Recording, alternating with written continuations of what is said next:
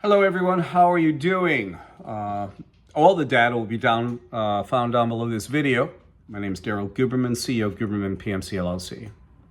In 2013, I gave a speech at the American Society for Quality. You'll see all of this down there. I was approved by a Region 3 director of the American Society for Quality, Mr. Dave Levy. You've seen that on other videos. You'll find it on my YouTube channel as well. Just Google on there, just put Dave Levy, Guberman, whatever, L-E-V-Y.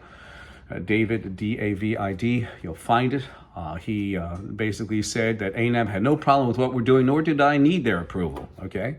2016, then a treasurer, Randy Doherty, who was the vice president of ANAB and also the chairman and principal on the IF tax report incorporated in Delaware in 2014, but in 2016, he was the technical advisor, but he was still the treasurer and principal on the IF tax report, asked us to join either ANSI-ASQ-ANAB or IAF or both. And we did not do that because in 2015, he haphazardly handed over the IAF to a Chinese communist national, Zhao Jinwu, who's been involved with our quality since 2015. And he is the guy who certified the laboratory in Wuhan, China. And not only was he the chairman of the IF at the time of certification of the lab, but he was also the chief executive of the China National Accreditation Services, which certified that laboratory, which released the COVID virus. And I told you that before, because ANSI-ASQ-ANAB confessed to that through Pamela Sale, Vice President of Laboratory Accreditation. They did. You'll find it all down below the video, and if you can't,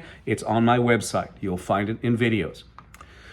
Yes, he did. To make matters worse is that ANSI-ASQ-ANAB are underwriters for the IAF, the International Accreditation Forum Incorporated in Delaware, which is a repository for all these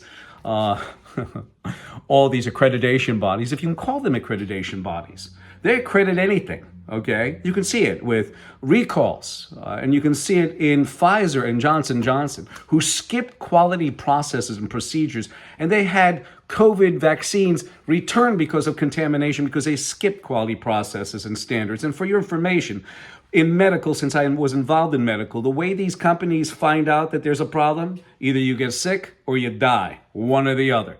And they skip quality process. Make matters worse, they sit on ANSI's board, Pfizer and Johnson & Johnson, right over by the FDA, USDA, FBI, FTC, they're all in bed together. And you may scratch your head and say, well, Daryl, what am I going to do about it?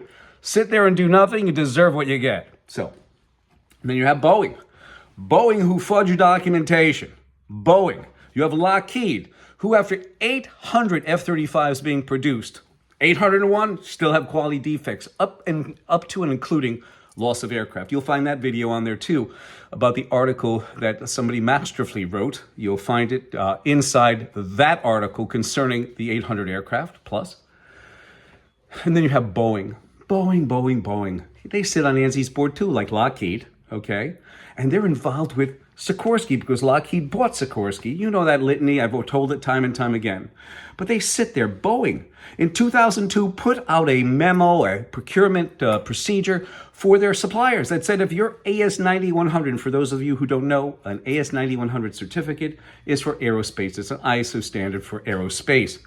Okay, 90% of it is ISO 9001 2015, but there's other items that they added to make it a little bit more spicy for those people in aerospace.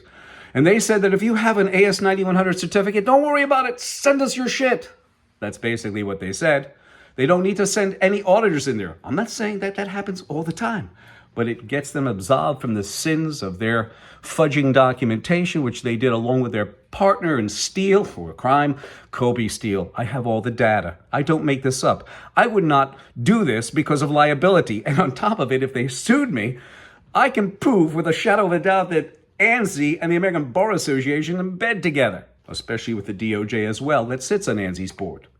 In 2009, the FDA went like this, and went like this, and gave Boeing the right to build, design, build, and fly the 737 MAX, and then sign off on it probably in the initial thing. And then they will tell you, the FDA, oh, we didn't have enough people. Oh my God, they didn't have enough people, isn't that? If it's Boeing, don't get going. And they formed an alliance. Lockheed purchased Sikorsky in 2015, now with China's okay, of course. I have that. And they worked with Boeing Lockheed Sikorsky worked with Boeing on the SB Defiant 1. My feeling is that they're going to get it back. They're going to get that contract back. The one that Bell won for the replacement of the Black Hawk. I know I'm going on and on and on, but what I want to do is this. ANSI's quality dispensing diminished by its quality policy via Russ Chaney. Chairman at the time in 2019, he released a secret that all these recalls and skipping standards that these companies have that all sit on ANSI, fudging documentation. Well, Russ Chaney confessed to it right over here. And he left me a message because I exposed laboratory accreditation before the whole COVID deal happened in 2019. Yes, I did. And they didn't like it. And this is what he said.